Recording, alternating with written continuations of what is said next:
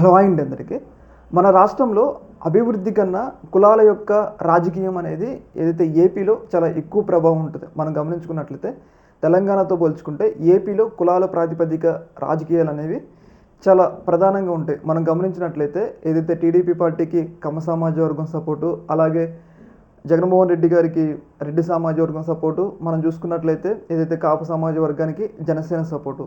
ఎందుకు వాళ్ళు ఆ కులాలను సపోర్ట్ చేస్తారంటే ఆబ్వియస్లీ తమ కులం వాడు ఒకడు ఎదుగుతుండే కాబట్టి ప్రజలందరూ కూడా ఆ నాయకుడి వెంట ర్యాలీ అవుతారు, తప్పులేదు. కాకపోతే ఇక్కడ తప్పు ఎక్కడొచ్చింది అంటే తమ కులం వాడికే సపోర్ట్ చేయాలన్నప్పుడే తప్పు వచ్చిందనమాట. చాలామందికి తమ కులం వాళ్ళు నచ్చకపోవచ్చు, కొన్ని కారణాల రీత్యా వాళ్ళు వేరే వాళ్ళకి సపోర్ట్ చేయొచ్చు అనమాట. కానీ ఇట్లా సపోర్ట్ చేసినప్పుడు ఎలాంటి ఇబ్బందులు ఎదురైతాయి అనేది ఈ సంఘటన అనమాట. రీసెంట్గా జరిగిన సంఘటన ఏంటి అంటే జగన్మోహన్ రెడ్డి గారు ట్వీట్ చేశారనమాట. ట్వీట్ ఏంటి అంటే, ఈ వ్యక్తి ఉన్నారు కదా, ఈ వ్యక్తి వచ్చేసి కమ్మ సామాజ వర్గానికి చెందిన వ్యక్తి అనమాట. అయితే కమ్మ సమాజ వర్గానికి చెందిన వ్యక్తి వైసీపీ పార్టీకి సపోర్ట్ చేస్తుండు. అయితే నువ్వు కమ్మవాడి వేయి ఉండి వైసీపీ పార్టీకి సపోర్ట్ చేయడానికి నీకు సిగ్గు లేదా అని చెప్పేసి ఆయన డిఎస్పి తిట్టారంట. డిఎస్పి దుర్మార్గంగా తిట్టి, నువ్వు వైసీపీ పార్టీలో కొనసాగితే నీ మీద తప్పుడు సాక్ష్యాలు సృష్టించడం, డబ్బులు ఇవ్వాల్సిందని బెదిరించారు.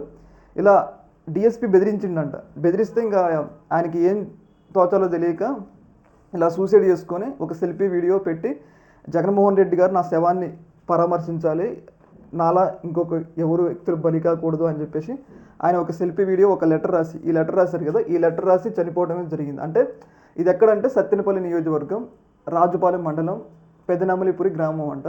గుత్తా లక్ష్మీనారాయణ పోలీసులు వేధించారు తీవ్రంగా. అయితే చూసారు కదా, ఈ సంఘటన ఏంటి అంటే, ఓకే చాలామంది సొంత కులానికి సపోర్ట్ ఇస్తారు, కాకపోతే వాళ్ళ ఇష్టం లేనప్పుడు వేరే కులానికి సపోర్ట్ ఇచ్చే స్వేచ్ఛ కూడా మన రాజ్యాంగం మనకి కల్పించింది కదా.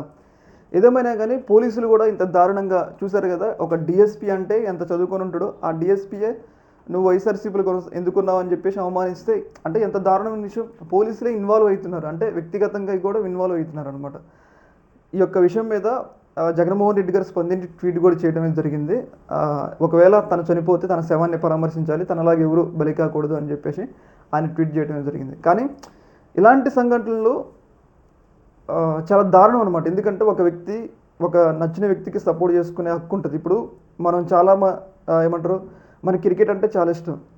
మన రాష్ట్రంలో అంత పెద్ద ప్లేయర్ లేరు, మనం వేరే వాళ్ళని సపోర్ట్ చేస్తాం కదా. సేమ్ అట్లా ఇది కూడా మనకు ఒక నాయకుడు నచ్చినప్పుడు నచ్చిన నాయకుడిని ఆత్మాభిమానంతో సపోర్ట్ చేసుకుంటే తప్పులేదు కదా. కానీ అట్లా తప్పు చేసినా కానీ అట్లా తప్పుడు కేసులు పెట్టి ఇబ్బంది పెడుతున్నారంటే మన రాష్ట్రంలో పరిస్థితులు ఏ స్థాయిలో ఉన్నాయో మనం అర్థం చేసుకోవచ్చు అనమాట. ఈ యొక్క అంశంలో మీ యొక్క అభిప్రాయం కింద కామెంట్లో తెలియజేయండి. ఓకే మరి, థ్యాంక్ యూ.